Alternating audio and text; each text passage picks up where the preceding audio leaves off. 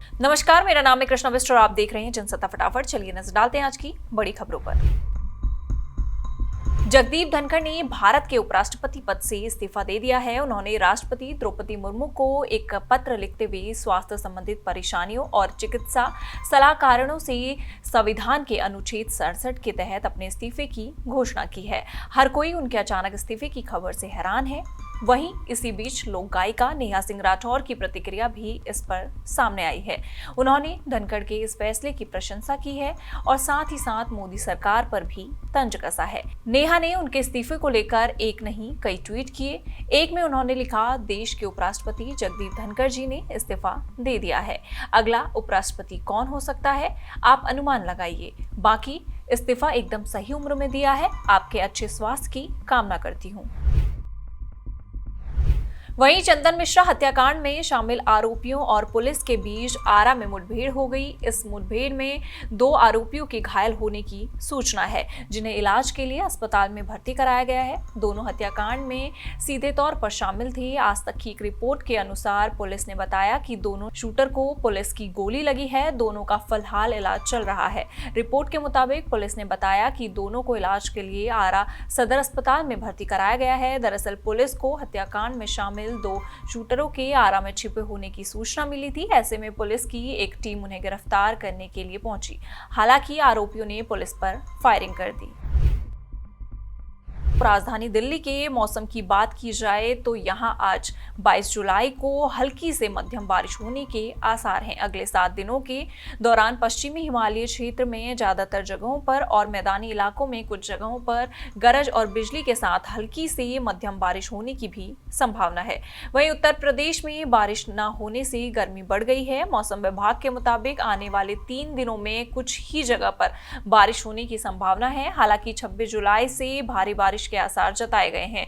आज पश्चिमी यूपी में कुछ स्थानों पर बारिश और गरज चमक के साथ बौछार पड़ सकती है। साथ ही पूर्वी यूपी में कहीं-कहीं पर बारिश और गरज चमक के साथ बौछार पड़ने की उम्मीद है।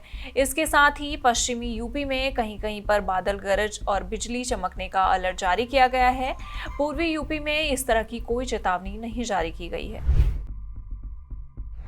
नए भारतीय टेस्ट कप्तान को अपने आक्रामक रवैये के लिए लगातार आलोचनाओं का सामना करना पड़ रहा है। इसका नजारा लॉर्ड्स में इंग्लैंड के खिलाफ तीसरे टेस्ट मैच के दौरान देखने को मिला।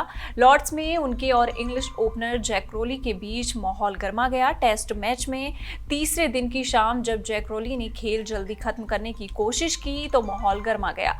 मैदान पर आमतौर पर शांत रहने वाले शुभमन गिल जैक रोली की रणनीति पर भड़के और उनके साथ तीखी बहस की। पूर्व भारतीय खिलाड़ी मनोज तिवारी भी आलोचकों की लंबी सूची में शामिल हो गए।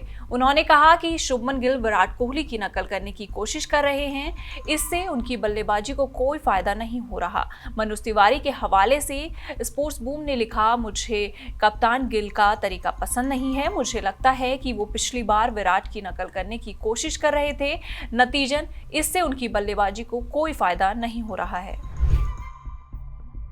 वहीं केंद्रीय माध्यमिक शिक्षा बोर्ड यानी सीबीएसई ने अपने संबंधित ओपिनियन यानी कि सीबीएसई एफिलिएशन बाय लॉ 2018 को अपडेट करते हुए एक नया प्रावधान शामिल किया है, जिसके तहत स्कूल परिसरों के सभी प्रमुख क्षेत्रों में ऑडियो विजुअल रिकॉर्डिंग क्षमता वाले हाई रेजोल्यूशन सीसीटीवी कैमरे लगाना अनिवार्य है। ये संशोधन अध्याय 4 के तहत किया गया है, जो संबंधित स्कूलों के लिए फिजिकल इंफ्रास्ट्रक्चर रिक्वायरमेंट से जुड़ा है।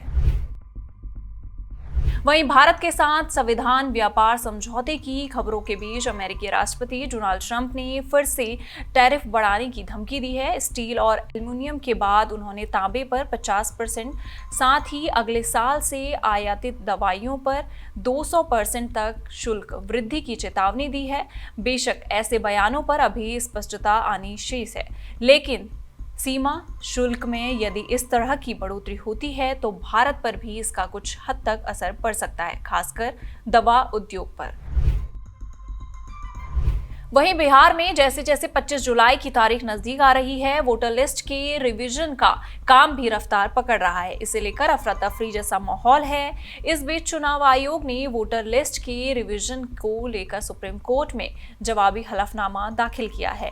बताना होगा कि चुनाव आयोग ने वोटर लिस्ट की रिवीजन के तहत कहा है कि राज्य के 7.8 करोड़ मतदाताओं को एक फॉर्म भरना होगा और जरूरी दस्तावेज भी जमा करने होंगे, तभी वो बिहार के विधानसभा चुनाव में वोट डाल पाएंगे। वहीं अब विपक्ष ने इसका जबरदस्त विरोध किया है और कहा कि चुनाव आयोग के इस कदम से बिहार में बड़ी संख्या में मतदाता वोट नहीं डाल पाएंगे और ये गरीब लोगों के वोट काटने की एक बड़ी साजिश है। चुनाव आयोग ने कहा कि वोट डालने के लिए 11 में से किसी एक डॉक्यूमेंट का होना जरूरी है। इन सारी खबरों पर आपका क्या कहना है, आप हमें कमेंट सेक्शन में जरूर बताइएगा और इसी तरह की देश दुनिया की खबरों के साथ जुड़े रहने के लिए देखते रहिए हमारे साथ जनसत्ता।